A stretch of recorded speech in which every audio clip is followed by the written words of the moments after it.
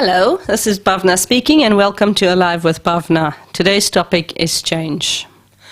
For those who are new to the show, I'm Bhavna, and I've worked as a clinical psychologist both in New Zealand and in South Africa, from where I'm from, for the past 18 years. In South Africa, I started doing mindfulness practice, and I continued that here in New Zealand, but changing the mindfulness practice to involve the self-love approach and learning how to reconnect with my heart and open my heart. This resulted in me writing a book called Self-Love, The First Step. So what is mindfulness? Mindfulness is basically learning how to be in your bodies in this moment. The theory or the imagery is that idea of watching your thoughts, watching your emotions, watching whatever's going on in your life internally as clouds passing by. Not getting attached to the stories that we tell ourselves, not getting attached to the feelings, not getting attached to the meanings we put onto this experience I'm having at this moment. Self-love is doing that with the idea of compassion, with love, with tenderness. How we relate to ourselves, how we talk to ourselves, how we treat ourselves. For me, those two go hand in hand together, and it's about learning how to change our relationship with ourselves to a more positive way. So today's topic is change. And being New Year, many people have done New Year resolutions, that idea of we look at New Year as a new start, a new beginning. This year I'm going to do this year. The New Year is full of potential life, direction. We set up things of going, this is what I want this year to be. And this is a few weeks into the new year. You may or may not have kept your New Year promise. For some people, it's still doing the yards, keeping it on, counting, yep, 20 days, I've still been going to the gym, or I've still been doing this diet, or I've still been doing this. For other people, it fell away the second week. So why is change so hard? If change is our only constant in life, why is it so hard for us to change the things we don't like? Everything in the world is changing constantly. We're constantly changing. We have no say on that. But why is it when we try to change a habit, we get stuck? So some of the reasons is the languaging that we use. The words we use are very powerful. Words have an energy to them. They have a message to them. When I say, I'm giving up alcohol, I'm giving up smoking, I'm giving up meat, I'm giving up whatever, my body responds with a bit of longing. Oh, poor me, shame, I'm deprived. Sadness, a loss. And therefore it's hard for us to give up something because we feel the loss. Some people might turn that loss into martyrdom.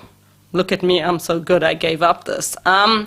But it's still a strong attachment to the feeling of loss, to the feeling of deprivation. The second reason is our bodies don't like commands. We cannot give ourselves a don't command. Don't eat chocolates. My body hears, do eat chocolates. Don't drink. I hear, do drink. We cannot give ourselves a don't command because our minds doesn't register the negative. So the more I give myself don't, the more I'm actually programming my mind to say do. So this is really easily explained by thinking of the traditional stuff of just for the next few seconds while listening to the show, just for the next few seconds, do not think of a pink elephant. Whatever you do, don't think of a pink elephant. What are you doing? Thinking of a pink elephant. Because we do not respond to don't commands. The way to change the don't command is, instead of a pink elephant, think of a green lion. Slowly the green lion comes more into focus and the pink elephant goes to the background. So it's that idea of looking at thought replacement. How do you replace your thought of don't drink or don't smoke with something more positive? And it's looking, and you cannot lie to yourself. You cannot go, oh, I don't want chocolates, but carrots are really, really lovely. I love the crunchiness of carrots. They're just the best thing in the world. When not one cell of your body goes, I like carrots. So you can't lie to yourself. So it's finding a truth that you can do. I like how I feel healthy. I want to be fit. I enjoy eating apple. Or finding something that you enjoy doing instead of the thing you're trying not to do. The other thing on the mindfulness level is knowing that cravings actually only last for very few seconds. 30 seconds at the most. If we don't do anything with it. If we fuel the craving, they last a lot longer. If we fight the craving, they last a lot longer. So from a mindfulness point of view, let's notice the craving. Welcome the craving and go, oh, okay, what does craving feel like in my body? How long, just curiously watch, how long does this craving last for? Without, and this is the key of mindfulness, without attraction or aversion. If you're trying to subtly get rid of it, you're still fueling it. Anything that we give our time and attention to grows. So notice what your body feels like with the craving. Maybe set a time limit of going, okay, if I still feel this way tomorrow, maybe I will have a small piece. Don't give in to the craving immediately because it's a short-lived experience.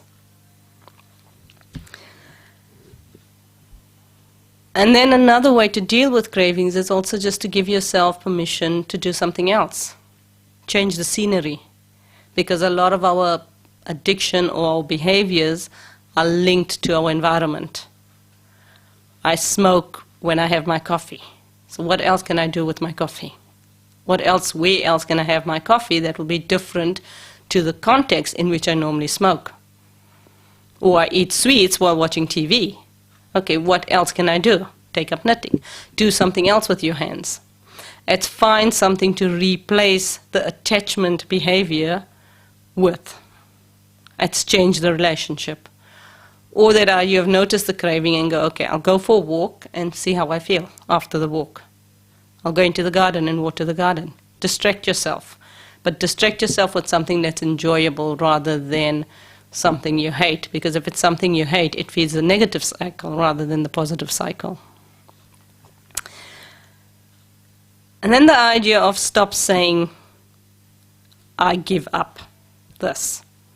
Because like I said, when we say I give up something, my whole mind-body responds with a sense of loss.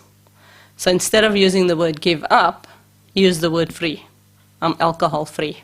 I'm tobacco free. I'm meat free. Whatever your free is. Because when I say I give up, my body responds with loss. When I go I'm free from, my body actually doesn't have any attachment to it. It goes, okay, cool, we're free. Nothing to do about that one. The other reasons these New Year resolutions don't work too well is we create a pressure on ourselves. Okay, 1st of Jan, done, calendar date. From this date on, I am not doing this, or I will be doing this.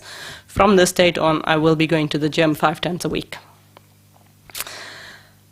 How you do that is you go, right, push harder, harder, harder, faster. You will do it 5 days. That's the New Year resolution. I'm gymming 5 days a week. Don't care how I feel. Just do it until a new habit sets in. If that's your attitude, you're bound to fail sooner rather than later. Because firstly, your body's going to hurt. Your body's going to fight you. You cannot go from inactivity to exercising 5 days a week just like that. Ease your body into it. Be kind. Start where you are. Say, yes, I want to start going to the gym, but I'll start 1 day a week. And if you like group fitness, do the group fitness class. If you like the bike, start where you are and start with what you like. If you like the bike, bike. Don't do the stuff you don't like. Start where it's easy and slowly build up to that. So start once a week rather than once or twice a week rather than 5 days a week. Allow your body to get used to this idea. Habits develop slowly over time. We can't force ourselves to develop a habit. So start with kindness. And if you don't have kindness, again, you're unlikely to succeed. The whip does not work. The whip works for a short while until we realize, no, stuff you, I'm not going to let you whip me anymore, and I resist and I fight. Back to the languaging is, how do you motivate yourself to go to the gym? You will go to the gym, you should go to the gym, you must go to the gym, you will exercise, stop being fat, you lazy idiot. None of those work. We can't bully and harass ourselves into doing something. Because the minute we do that, your inner teenager goes, really? Watch me not do this. Our bodies fight being ordered. Our minds fight being commanded. So don't give yourself commands and orders. Be gentle. Actually, I like how I feel after the gym. I'll go to the gym today. I like how my body feels. I like using the bike. I like John at the gym. I'll go when he's there. Look at the one thing that you like about the stuff and use that. We develop more easily any habit on attraction. We don't develop habits on aversion. So look at what attracts you to doing this activity and focus on your attraction. Should is a swear word in terms of motivation. Because the minute I tell myself I should do something, my whole body resists. And if on the off chance you manage to get yourself to do what you should do, go for a walk, when you finish your walk, when you get back home, you can't really feel a sense of achievement. You can't really feel excited about the fact that you went for a walk because you're just doing what you should have done anyway. So should is a swear word because it kills your energy both before the activity and after the activity. So don't use should words in terms of trying to motivate yourself to doing exercise, to starting a new habit. Motivate with kindness and gentle coercion. Kind of like how you train a puppy, how you teach a puppy stuff. Say, I enjoy walking, or feel better after the walk. Oh, it's such a lovely day, I just want to be outside. Find the thing you love. Change is really difficult because of our attachment to the thing we're trying to give up or change. As long as we attach to it, be it chocolates, alcohol, meat, smoking, being unfit, being overweight, whatever, as long as we attach to the object, we will resist giving it up. We will not succeed in giving it up. We might succeed on an external level in giving it up, but not on an internal level. What I mean by this is I see two kinds of non-drinking alcoholics. One is what I call a dry alcoholic, and the other one is what I call someone who's alcohol-free. The dry alcoholic is sober, but he's still so attached to the idea of being being an alcoholic. He's so attached to alcohol itself. He goes to AA meetings. He tells everyone he's a dry alcoholic. He's counting how many days it's been since his last drink. Psychologically, alcohol is still ruling his life. He may not have had a drink for the last 3 years, but in the last 3 years he's noticed every single day that he hasn't had an alcohol drink. The other person who's alcohol-free doesn't drink alcohol. Simple, full stop. Their lives are not determined by whether they drink alcohol or not. Their lives are not ruled by counting the days, by thinking about alcohol every day, by associating with the idea of being a dry alcoholic. They're just getting on with life. Alcohol has fallen away like old clothes that they don't need anymore. And that's what I mean by we can do the behaviors of giving up something but still be so strongly attached to it, where it still rules my life. Change happens naturally over time. As a child, I never ever gave up playing with dolls. I loved my dolls one day, and gradually over time she became less important in my life, until the one day I was happy for mum to take her away or throw her in the garbage or give up for recycling or whatever. Didn't even really care what happened to her. I never gave up playing with dolls. All I did was I slowly got attracted to something else. And gradually over time that something else became bigger in my mind than my dolls, until that something else became my new attachment and dolls fell away. It's the same thing as if you're trying to get your car keys out of a baby's hands. If you force the keys out, the baby will fight and cry and resist. Show the baby something else, they drop the keys, and there's no fuss, there's no hurt, there's no harm, there's just ease and enjoyment. The same thing with New Year resolutions or changes that you want. Start where it's easy. Start with changing your relationship psychologically to the thing you want to give up. Start with that kindness of going, okay, what is it I'm attracted to? What is the behavior I want? If I give up this, if I sacrifice this, if I stop doing this thing, what is what I want from it? And then use your energy and start looking for evidence of that already happening. Get attracted to the new. Get attracted to what you want rather than what you don't want. Change your point of focus. It's that easy and that difficult because we fight change. Because we don't want to give up something. But don't give it up. Just find a new passion. When I work with clients who are alcoholics or enjoy alcohol, I'm more interested on the alcohol-free day than the 10 days that they drank. How did you feel on that day? What was that day like? What did you do instead? Because the more we focus on the behavior we want, the more likely we are to grow that behavior. One of my clients wanted to stop smoking, and he set a calendar date, and he said, right, on this date I will stop smoking.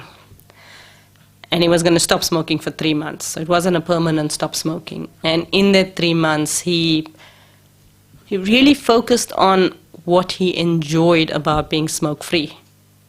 The changes in his body, the breathing, being fitter, having more time, having more space, having more energy. And then after 3 months on the calendar date again, he decided, right, today I start smoking, and started smoking again. And noticed the difference in his attachment or relationship to smoking. All of a sudden, it was still enjoyable, but just not as much. It was slightly less enjoyable than it was before. And he continued smoking with friends and doing that, and then he decided, right, I'm going to do another 3-month break. And set the calendar date, but what happened is about 2-3 weeks before the calendar date, he actually naturally just didn't have a smoke, and then didn't have a smoke, and then didn't feel like having a smoke. And he actually started his new sabbatical 2 weeks before. And that's how we change. We change gradually. We change with gentleness. We change with kindness rather than force. You will do this, you must do this, and setting that artificial date of from the 1st of January, I will change my life. Yes, that's possible, but provided we do the work before then, the psychological release. So, to summarize, change is definitely possible, but we need the right kind of attention or attitude to do this. The wrong energy doesn't help with change. It keeps us attached to the object that we're trying to get rid of.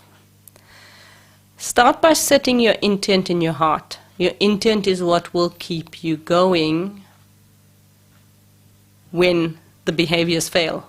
So if the intent is I want to be healthy, set that on your intent rather than I want to go to the gym every day. Because that's a behavior and that one can falter. The intent is I want to be healthy. And keep your intent strong and see the behaviors that you're already doing that's supporting this intent. Start where you are and work slowly and kindly in terms of moving yourself forward. We cannot start anywhere else other than where we are. So start where you are and just move gently forward with kindness, with tenderness towards yourself.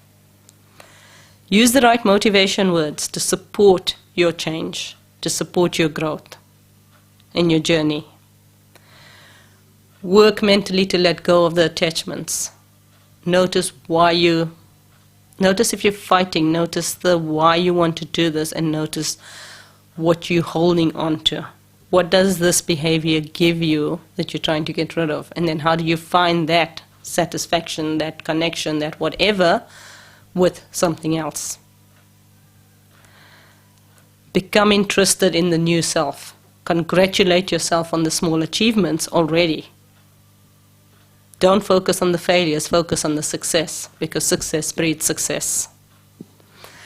Neil Walsh, author of the book Conversations with God, in the book he says, a true master does not give up something. A true master simply sets it aside as he would do with anything which he has no longer any use of. And it's that simple. It's setting it aside, letting it go. Thank you for listening to the show. I'm Bhavna. My website is alivepsych.co.nz. My phone number is 022 08 43 095. All my contact details are on the website, as are links for all these talks. alivepsych.co.nz. Thank you. Bye.